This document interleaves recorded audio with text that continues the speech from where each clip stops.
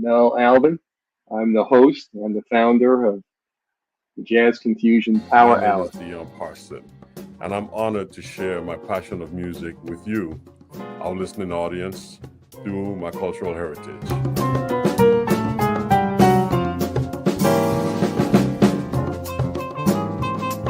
Things can change for you too. If you want to be brand new, that is absolutely possible.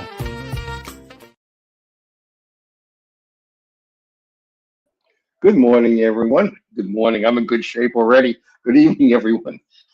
Welcome to another edition of the Jazz Confusion Power Hour.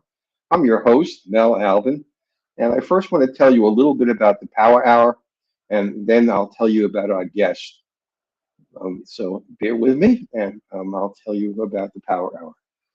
The Power Hour, I created this show because what was really missing for a long time on radio was the ability to get to know an artist, go behind the backstage, go behind their mind, and learn something about how they can construct the music that you love.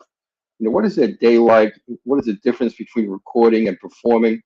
How do they create the songs, from beginning to end? So, we want to give you a better understanding of the artist. So when you hear their music, you'll know the effort they put in to bring you that wonderful song all the time. Source is a nonprofit 501c3 radio station.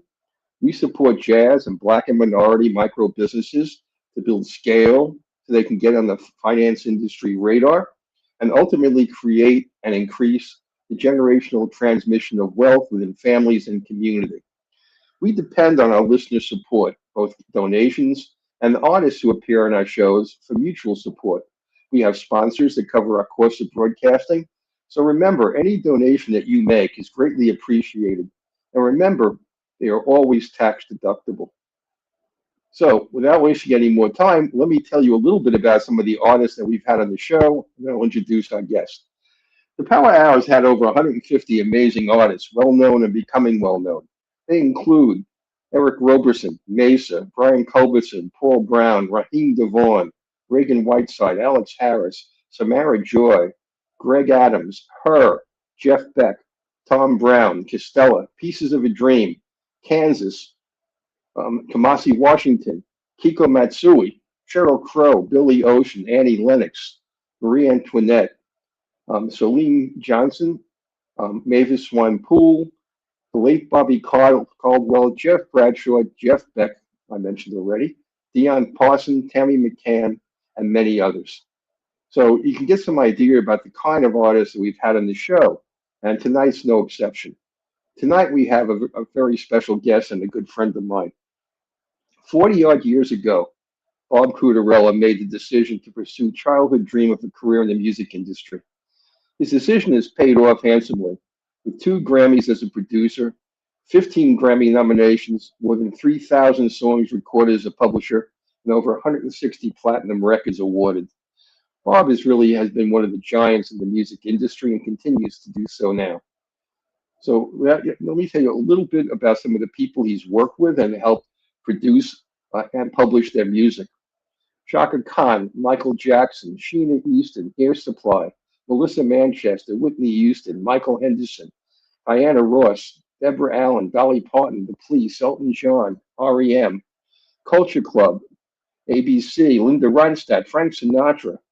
The list can go on and on and on.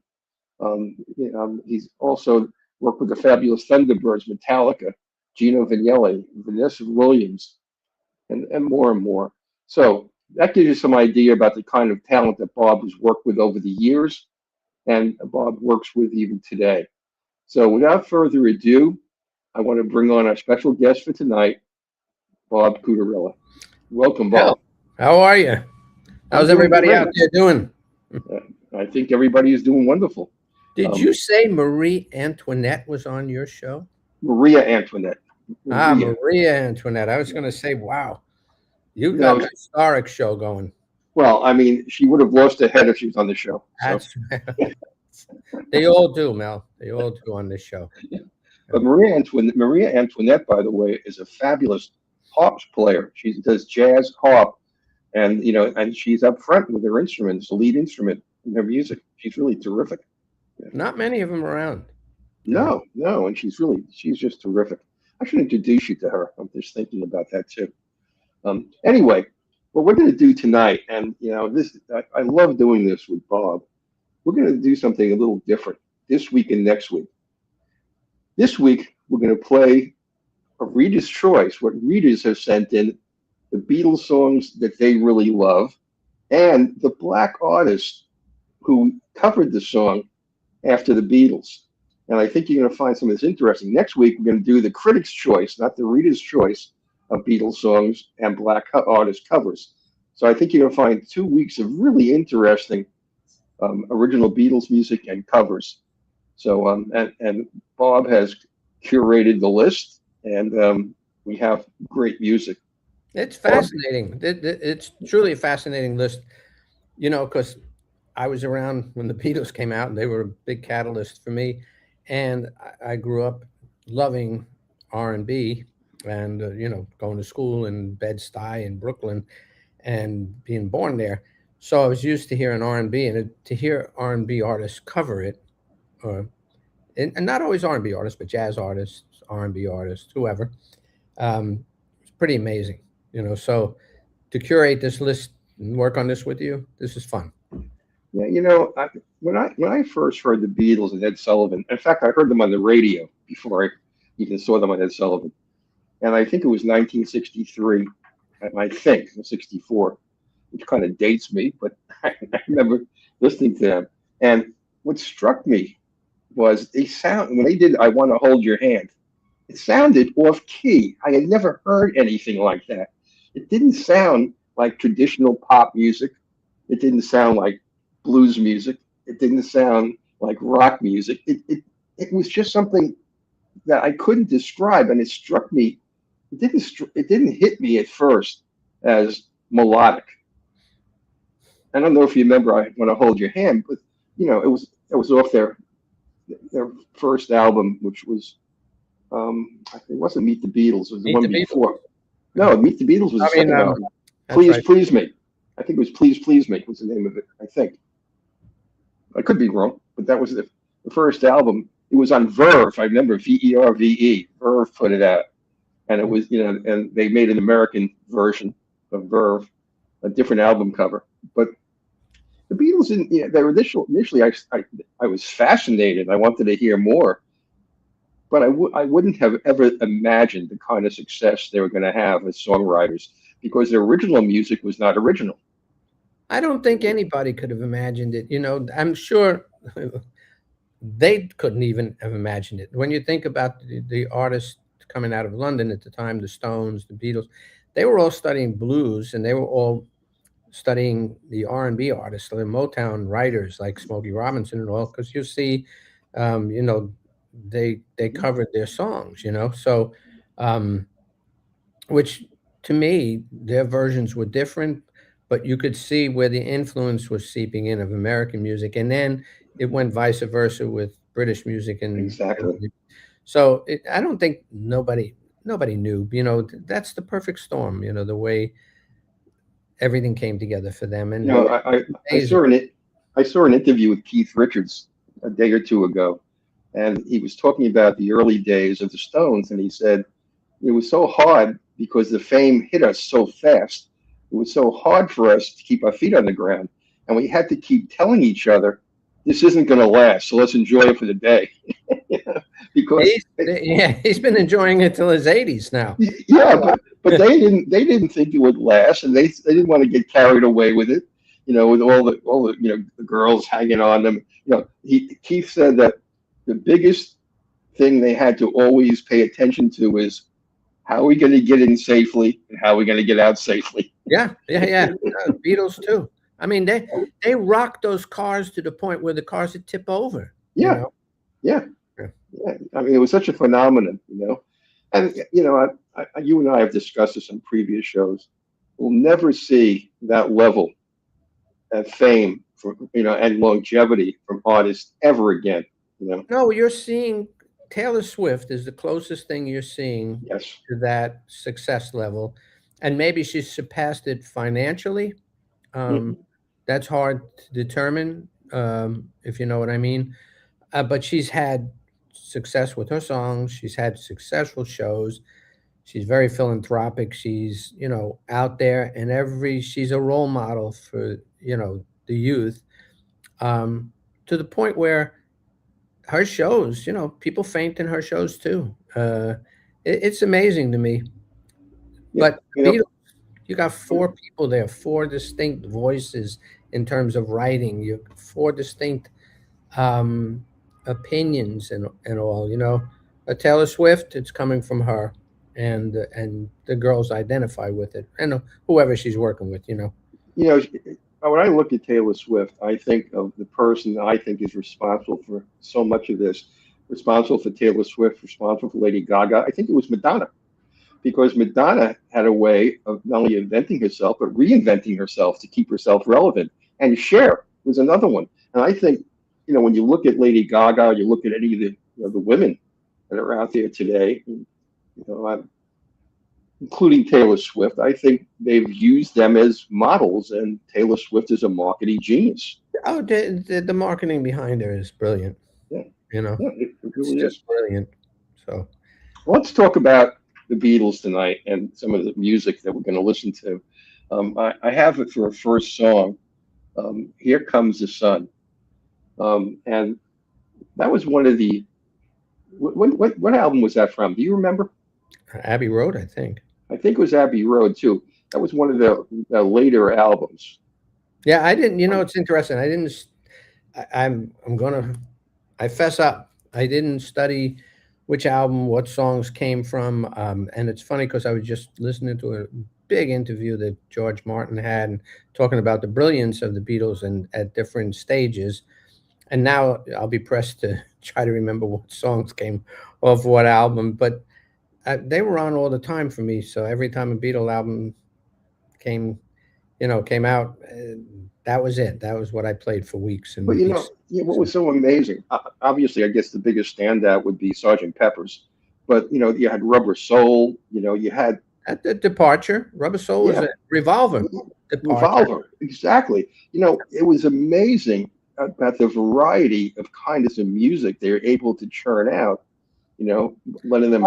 See, that was the thing. The thing with the Beatles was, if you listened to all the music that was coming out at that time, in America and in England, the textures, the arrangements, which is George Martin, a lot to do with it, and the writing were very different from anything else out there. And it was either going to hit or miss.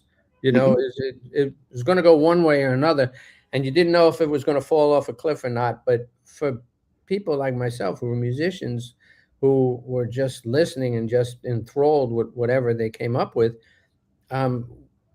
we just noticed progression after progression.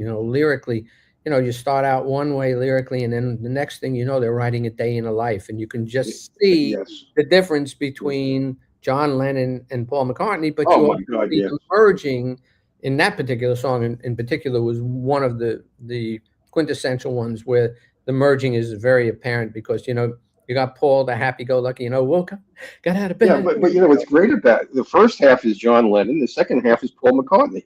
And for the first time, it wasn't co-written. It was two separate songs that they blended together. What else was interesting is that they were starting to use, and not to get too technical, with this, but they were starting to use tape loops a lot. That's right. They were starting to experiment with, psychedelic sounds and sounds that didn't exist before. Sounds that you might hear on a Cream record or something. But Jimi Hendrix. So these were sounds that were not in the mainstream, and now all of a sudden they were bringing all these different elements into their writing. And now it wasn't just about a song like I Want to Hold Your Hand. Now it was about, how can we paint a sonic landscape? How can we make this sound like a story? Let's build this story. Let somebody have an experience inside of it, and let them dig in and get totally inside the song. And that's what some of the songs we have, today. But the last thing I want to comment before we move on and start listening to the music and you can dissect it, the Beatles did almost all of this in 5 years. Yeah. And that in itself is beyond comprehension. especially since they were at each other's throats with all the fame and everything else. And it's shocking. It's shocking how anybody could put out that kind of output, you know. I mean, very few people have that kind of output. Prince and probably has 1,000 more songs in his vault that are not out, because he was he's like the Picasso of songwriting, you know. Every time he had an idea, he just recorded it. End of story. Just started. And he played all the instruments too. Yeah, well, and that's why he can do that. That's why he can do it. McCartney plays a lot of instruments. Yes. McCartney's solo albums and Ram and all, he's playing a lot of the instruments. So sure is. Well, let's get into some of the music so people can hear what we're talking about, for those that aren't as familiar as we are with the Beatles. So I'm going to play first, Here Comes the Sun.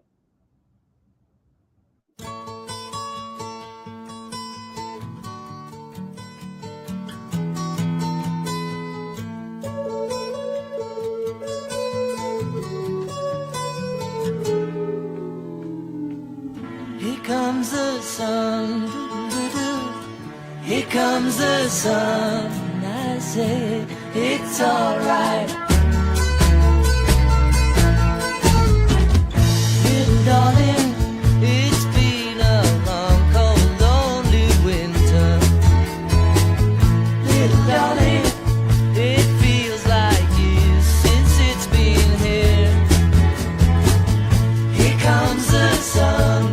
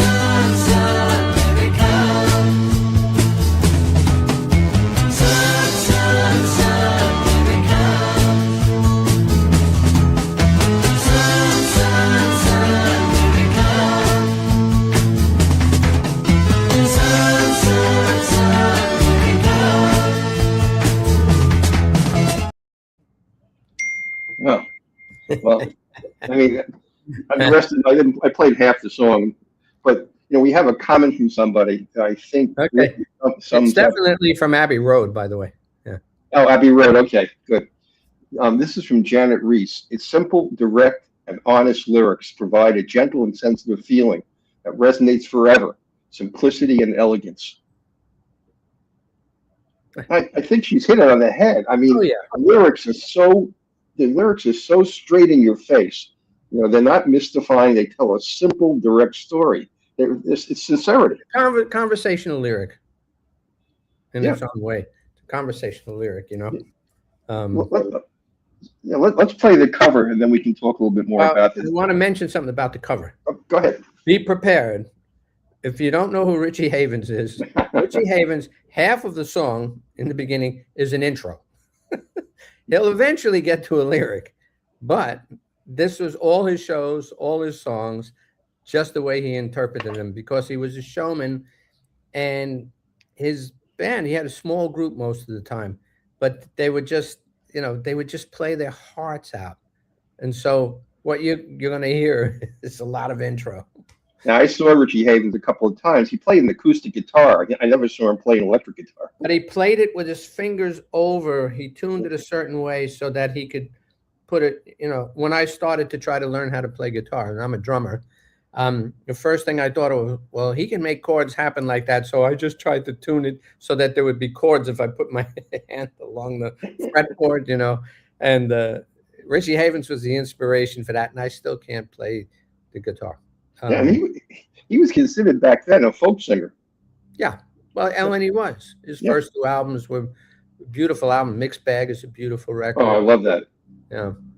Okay. This album, this is from Rubber Soul, by the way. I figured I'd beat you to the punch on that. Okay. This one, here, let me find it. Here Comes the Sun, Richie Havens.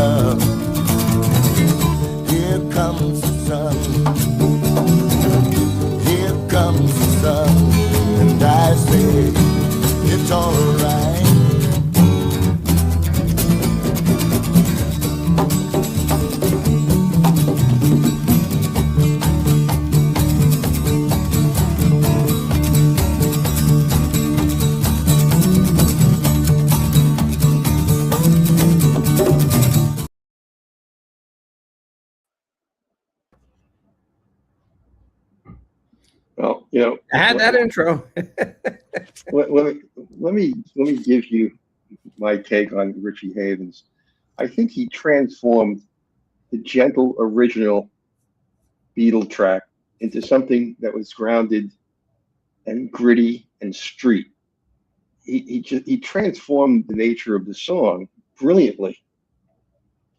I don't know what your take is. That's just my take. No, I agree. I mean, I would always look forward to a cover by Richie Havens because it was him. It was a guitarist, bass, and congas. And I'm being a drummer. I love the feel of the congas.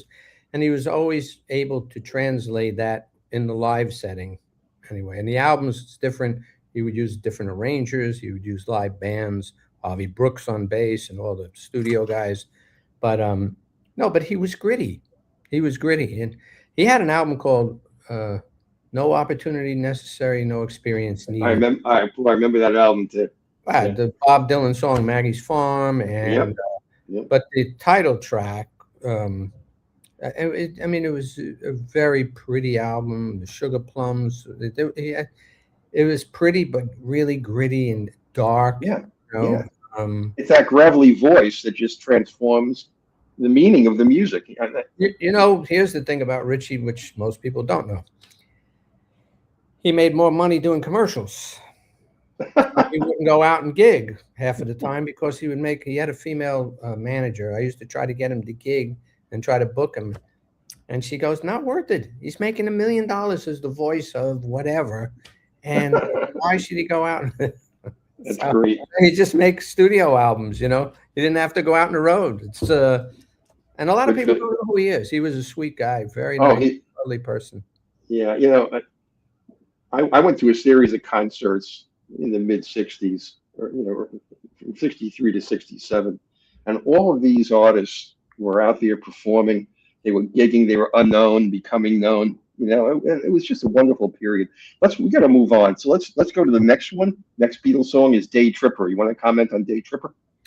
Do I want to comment on it? Let's see. Day Tripper. It's on Rubber Soul. That I remember. And no, I mean, play it. Just okay. Here's the comment Beatles, Day Tripper.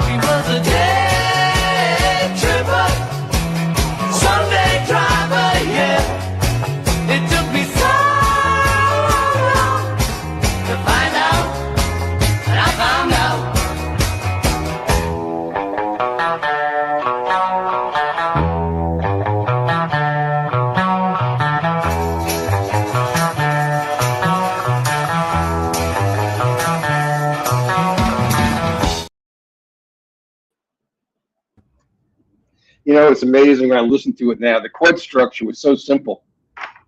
Simple. The structure of the song is simple, you know, verse, chorus, you know, and then solo section, and then back to, and it's just a pretty straight ahead music, pretty straight ahead song. So they weren't taking the structure out of their songs, you know, until they started experimenting on Abbey Road and the later albums. Then all of a sudden, structure, they started painting something that was different. And the oral sense, everything was different at that point, you know. So it's fascinating as you listen to it. I mean, it just brings me back, because it just reminds me how much I loved the influence. I couldn't wait to hear what they were going to be doing next. Because, you know, even Day Tripper, you know, she was a day tripper. Who's thinking of that term? Well, we didn't use that term. What Lennon's talking about, Lennon was always, it was sexual innuendo and drug culture. It was one of the early statements about the drug culture. Yeah. You know? Yeah. So Day Tripper, you know. So let's play the cover by a famous black artist, and the cover for Day Tripper is by Otis Redding. Great cover. Okay, let's hear it, and then we can talk a little bit about Otis.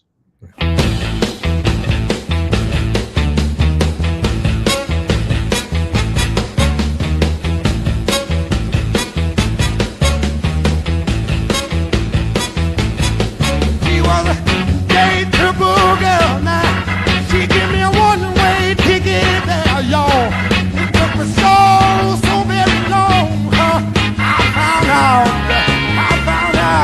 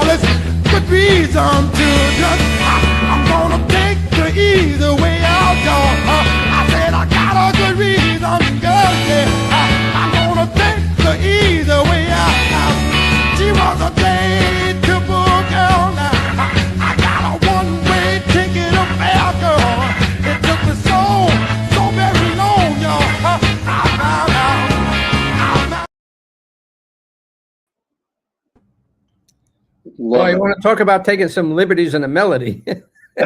Well, what I love about it, you transformed the Beatles, a rock track into a raw horn heavy. It was a horn heavy Old track. and groove focused Southern, Americana. It was unbelievable. Started with the chorus. Yeah.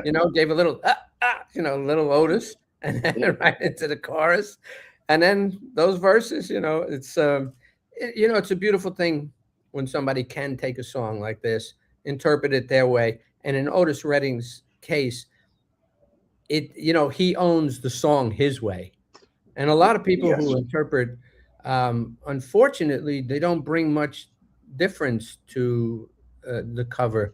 And it's always great when they bring the difference, like him, because, I'm sure the Beatles, they get 300-400 covers of every song practically, and how many are going to sound as unique and as different as Otis Redding? Well, I think you're hitting on something, and we've talked about this a little on previous shows. If I go to see Otis Redding sing the Beatles, I don't want to hear the Beatles. I want to hear Otis Redding singing the Beatles, and Otis makes it his own. You and I have talked about Macy Gray. One of the things I love about Macy, when she does a cover, it could be an alternative song. When she does a cover, it's her own. It doesn't sound anything like the original. Often it's better. And you can look at Otis's rendition, and you could say in a lot of ways it's better, adding the horns and giving it some grit. It's different. Because you got to think about. The Beatles at that particular juncture were different. So, and he even made it more different because he took it to America and they took their British version of what they did, So each one valid, each one great, each one enjoyable. And, again, Beatles songs, they get covered a lot. So, well, you mentioned this earlier, Bob. Initially, it was the Beatles, the Stones, a lot of the British groups that were adopting American R&B and American blues. Yeah. And now Otis was adopting the British pop to Americana. So he's done that before. He's done that with the Bee Gees too. Now they're Australian, but I think he did "How Can You Mend a Broken Heart?" And great and fantastic rendition. Well, let's move on to another Beatles song now. "Yesterday" by the Beatles. This is a classic Paul McCartney song. That was a single first. Yes. Yeah, but then it was on Help. I mean, it was on Beatle 1 also. Yeah, I'm sure. Yeah. Yeah. I mean, for whatever it's worth, I mean, how many artists have claimed that this is one of the most beautiful songs definitely ever written? So definitely romantic. Frank Sinatra had said there were two songs that the Beatles did that are the most beautiful songs. One is Something. And the other one is Yesterday. He used to sing these all the time at his concerts. So, okay, let's hear the Beatles version, and then we'll hear another version of Yesterday by Donny Hathaway. So let's hear the Beatles song first.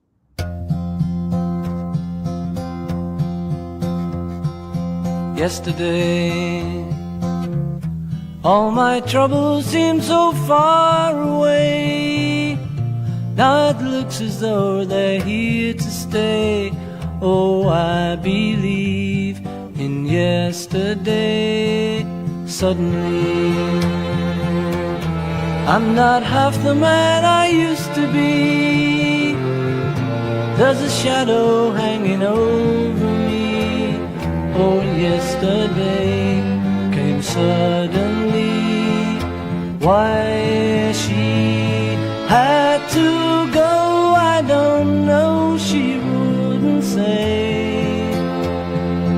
I said something wrong, now I long for yesterday. Yesterday, love was such an easy game to play. Now I need a place to hide away. Oh, I believe in yesterday. Why she had to go, I don't know. She wouldn't say. I said something wrong, now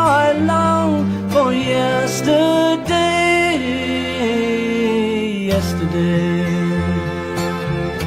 Love was such an easy game to play. Now I need a place to hide away. Oh, I believe in yesterday.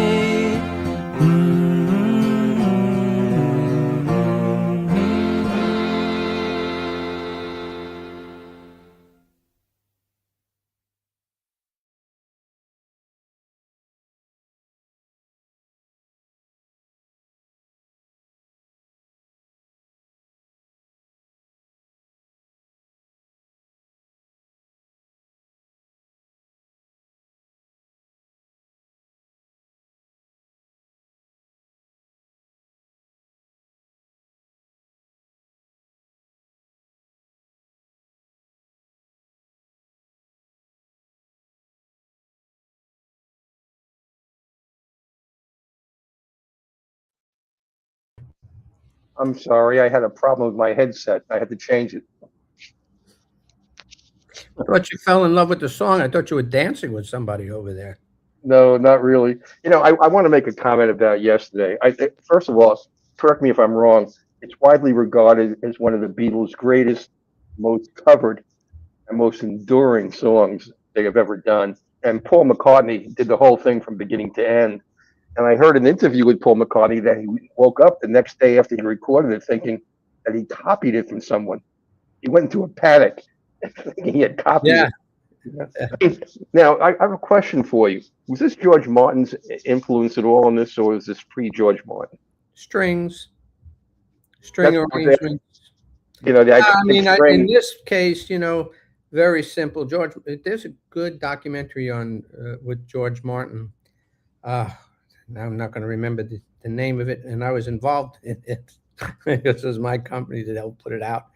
Oh my goodness! But anyway, he talks about how simple the chords are and all. But George Martin was the perfect complement for the Beatles because he knew, in a case like this, a just beautiful song, it didn't need much. So the string arrangement he put was just perfect. Yes. And it's beautifully rhythmically played on the acoustic. It's just really gorgeous. But as time went on, he knew to allow them to experiment because he was watching this progression of events happen, and he was watching transitions happen from Yesterday to Sgt. Pepper. And watching it, he didn't poo-poo much. He would just be the perfect complement. Okay, if we need blah, blah, blah, he'll put the strings, he'll put the horns, whatever is needed, because they had it in their heads, the Beatles, to a certain degree. They understood, and McCartney, they understood arrangements and where it could go. Yeah. And a lot of times, I didn't even mention it with Day Tripper, but being a drummer myself, the fills that Ringo chose were not typical fills. No, not at all. That all the time, and as a drummer, when I was a kid, I was going, well, I wouldn't have done that fill.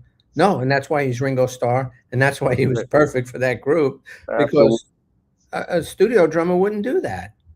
I don't think, I'm glad you mentioned that. I don't think Ringo Starr is appreciated enough for what he contributed to the Beatles, because he was one off on almost everything.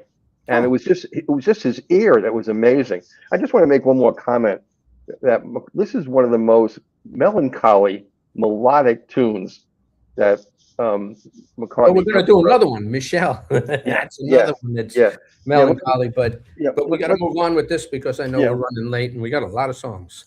So okay, this cover's by Donny Hathaway. Here's Donny Hathaway's Yesterday, and then we'll talk about Gorgeous. Donny. This time we'd like to do for you a beautiful number that was recorded and written by the Beatles. It is entitled Yesterday. 1, 2, 3, 4.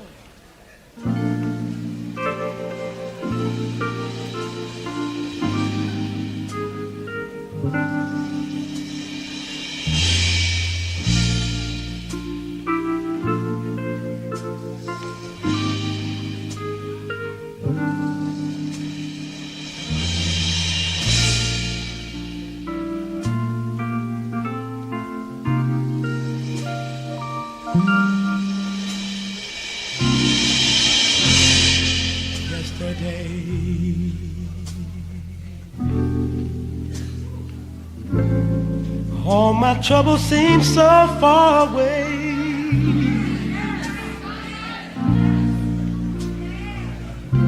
Now it looks as though they're here to stay. Oh, I believe in yesterday. Suddenly, I'm not half the man I used to be. There's a shadow hanging over me. Yesterday came suddenly.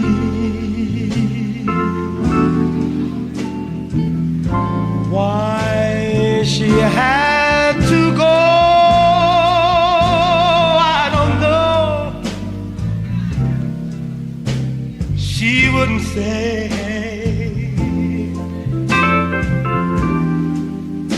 I said something wrong. Now I long for yesterday. Yesterday,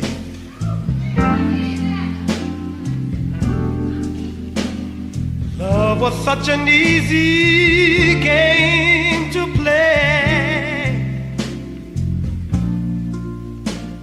Now I need a place to hide away. Oh, I believe in yesterday.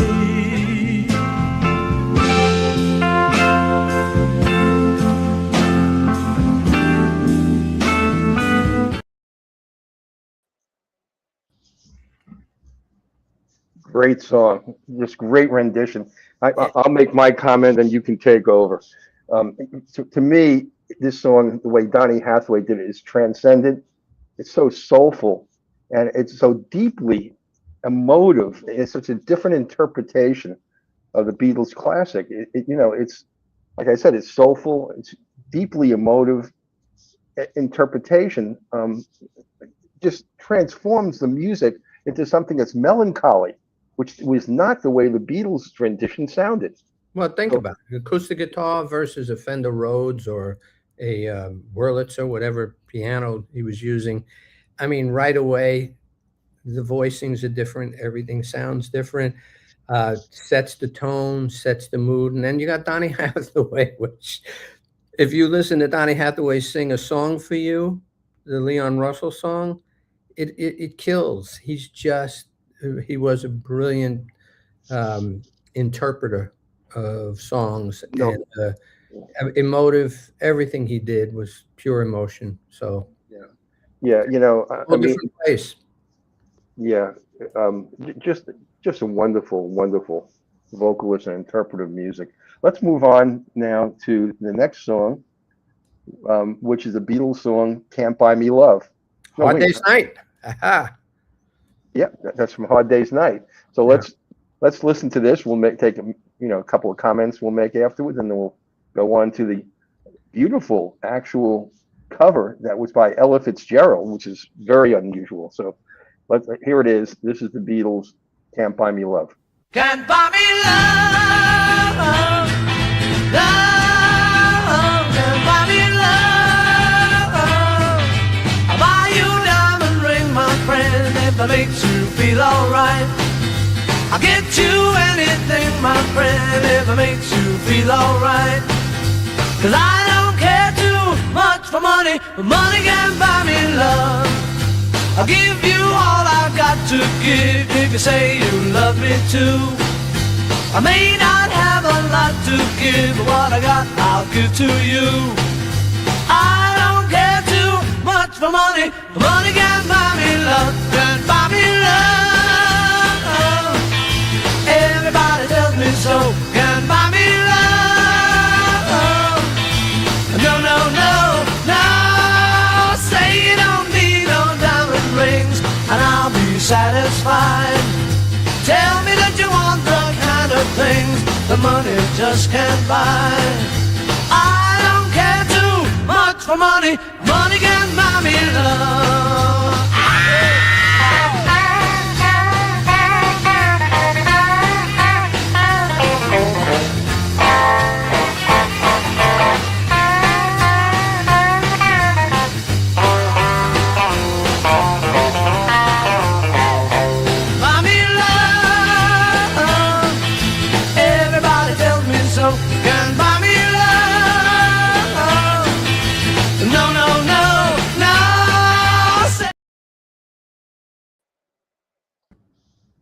Unbelievable. I think about the film every time I see Yeah. that. Yep. You know, one of the things, Great, you know. the relevance of this song when it came out, it's Paul McCartney telling us that material wealth can't replace true affection. And this is an early theme of the counterculture. Yeah. And that's what the Beatles was so relevant, during this period. Yeah. And again, structurally very simple, verse to chorus kind of thing. Very, very straight ahead. Nothing unusual there. No surprises. Guitar solo coming out, "Can Buy Me Love" chorus, and then verse again, chorus out. It's a pretty straight structure, I always, when I listen to the Beatles, what always strikes me is the adage, "Don't bore us, get to the chorus." Oh no, yeah, and a lot of times songs keep coming back to a lot of songs that have been written over the last 5-10 years. Even start with the chorus. No surprise, just like Yeah. damn, hit him over the head. Yeah. If it can be done, they do it. If they don't walk away humming it, it's not going to work. So yeah, let's play now a really interesting version of the song by Ella Fitzgerald. Here is Ella Fitzgerald, one of the all-time greats.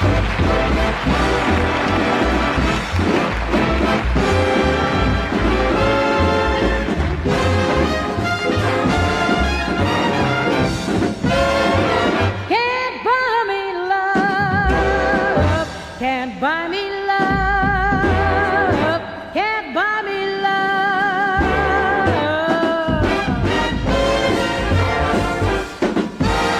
Buy you a diamond ring, my friend, if it makes you feel alright. I'll get you anything, my friend, if it makes you feel alright. For I don't care too much for money, 'cause money can't buy me love. Give you all I've got to give. If you say you love me too, I may not have a lot to give, but what I've got I'll give to you. For I don't care too much for money, 'cause money can't buy me love, can't buy me love. Love can't buy me love.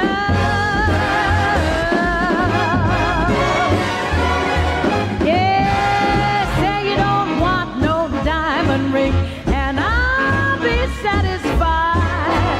Tell me that you want those kind of things that money just can't buy. I don't care too much for money, 'cause money can't buy me love. I don't want money. Yeah. Woo! I don't want money. I don't care too much for money. Money can't buy me love. Say it. That woman can swing. That's what I wanted to say. This is such a brilliant swinging jazz reimagining, of "Can't Buy Me Love," and she transforms a pop rock song into an up-tempo, sophisticated, scat-filled, number. She turns it into jazz, And with the modulation in the middle of modulates in the middle of it. I'm like, wow. I mean, but see, that's Ella. Ella can do no wrong in my eyes. She can do but this is what you and I keep talking about. When a cover artist can make it their own, it's brilliant, and it's not easy to do. It's not easy at all. Well, Especially, the next song Well, the next song, the next two, if we can get to the next two, there's two artists that definitely make them their own. So, well, let's play the first song is a Beatles song. I Saw Her Standing There, and then we'll play the cover by Little Richard. You know, right. And just go ahead. I'm sorry. No, I was going to say the Beatles adored, and Little Richard adored the Beatles. It was reciprocal. By the way, Introducing the Beatles was the first American album, but Please Please Me was the name of it in London, and that's where I Saw Her Standing There. Introducing the Beatles, you're absolutely right, and the Please Please Me. Yeah. Okay. Good. Took a minute to get it, but okay. Here's I Saw Her Standing There by the Beatles. 1, 2, 3, 4.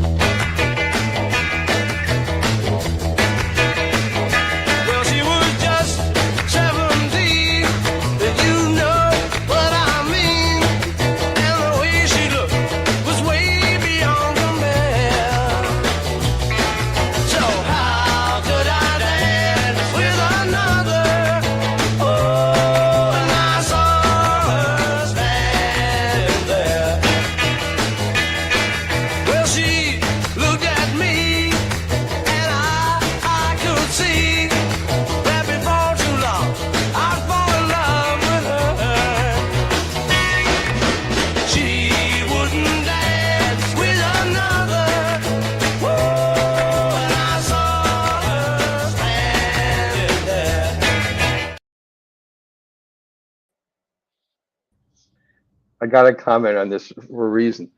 This is the B-side of I Want to Hold Your Hand when they first introduced their music to America. This was the B-side, but it was the first song on their album when they released the album. Mm-hmm. And you know, it's just a masterpiece, just starting out with a countdown, 1, 2, 3, 4, you know. And what about the woo? And then you got Little Richard covering it. Exactly. Let's hear the Little Richard version, you know, and we can then talk about that too. Here's Little Richard's version of I Saw Her Standing There. When she was just, when she was just, when she was just, when she was just 17, you know what I mean, and the way she looked, way beyond compare. Oh yes, you know I never danced with another, with a song was standing there. Yeah, now she looked at me, you know I just couldn't see that before too long I fell in love with her. Oh yes, you know I never danced with another, with a song was standing there. Yeah, well my heart went blue, went across that room when I had her hand in mine.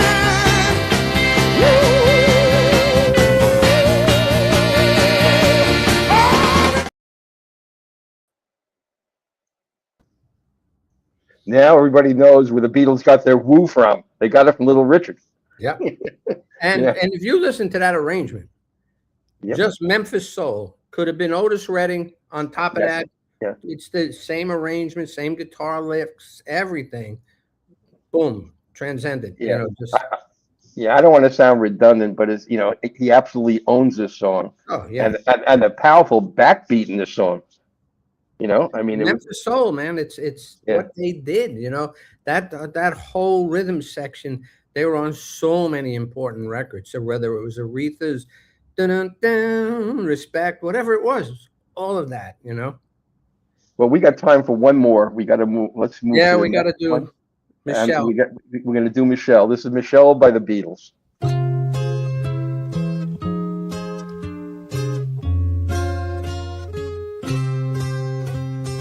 Michelle, my belle, these are words that go together well. My Michelle, Michelle, my belle, Sunday mots qui vont très bien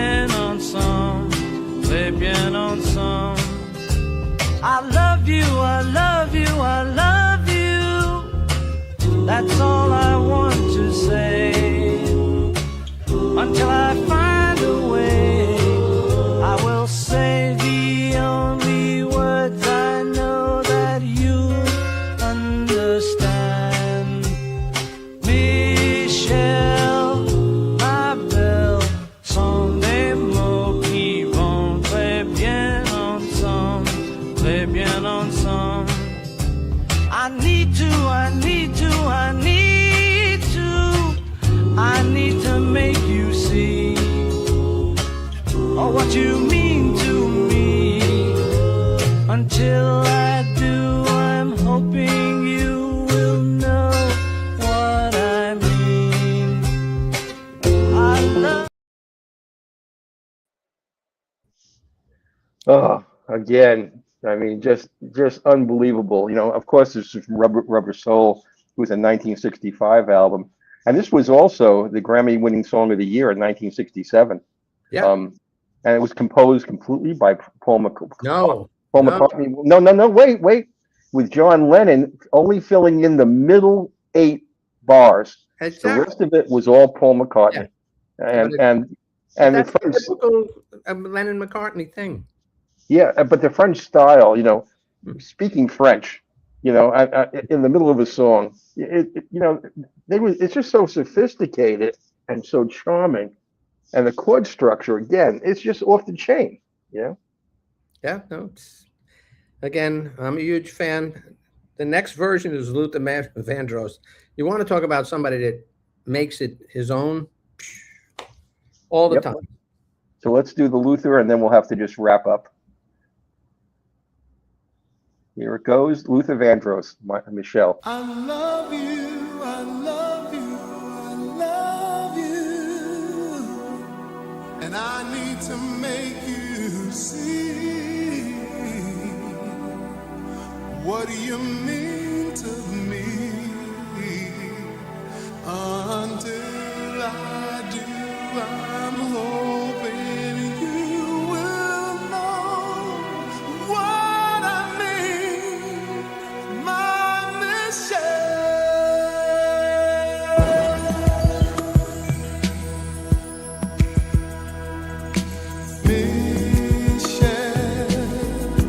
my belle. These are words that go together well, my Michelle. Oh, Michelle,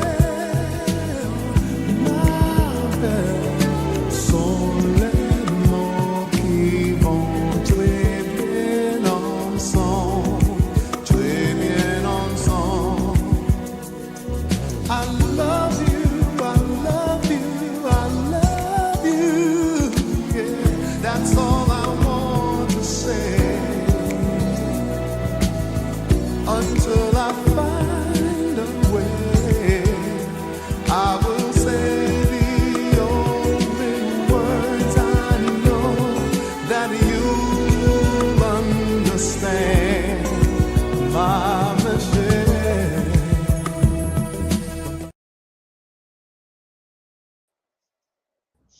You know, now I've heard this song, I've listened to it thousands of times, literally. This was not released until 2024, Right. and it was on some cassette tape that they found. Nobody even knew that he ever did this song, you know. But what's brilliant about it is his vocals and the intimate, self-arranged background harmonies that he puts into this. You know, it's just amazing. It gives me chills because this is typical Luther. It's the unexpected treat that always comes from Luther.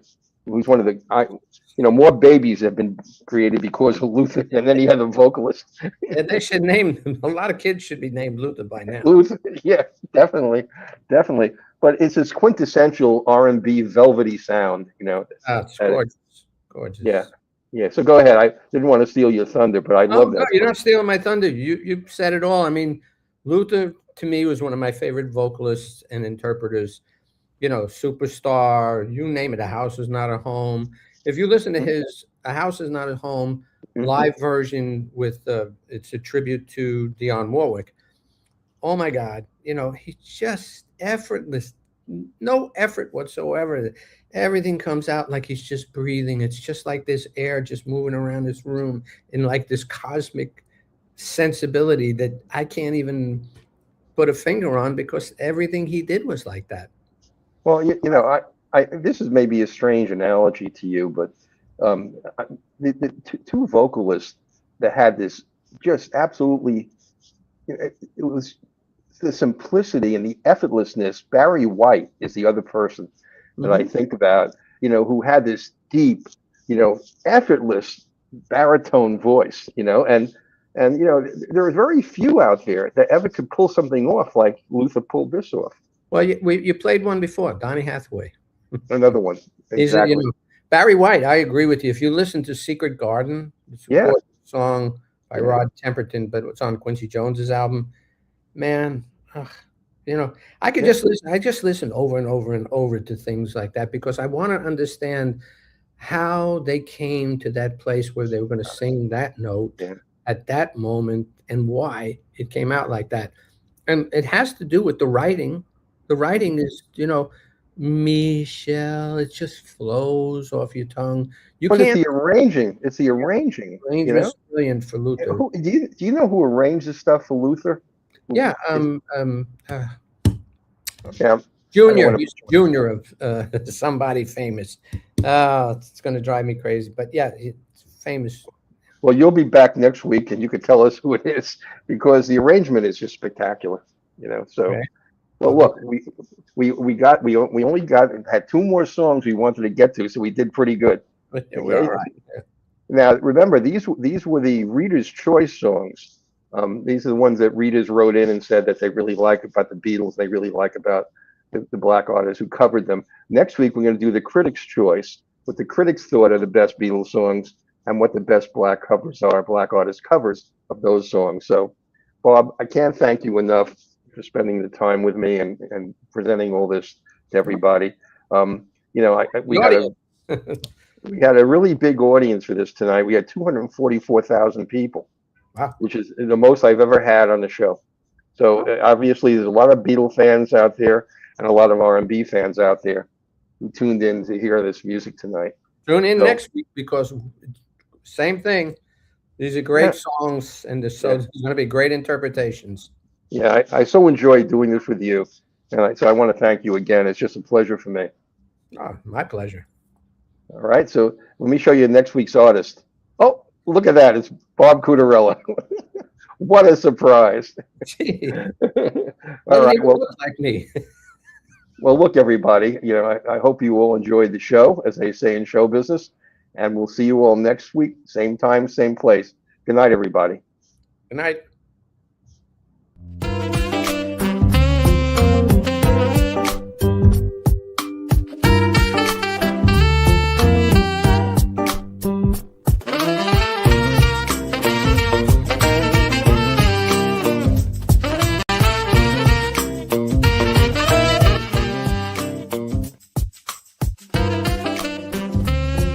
I'm Mel Albin. I'm the host and the founder of the Jazz Confusion Power Hour. My name is Dion Parson, and I'm honored to share my passion of music with you, our listening audience, through my cultural heritage.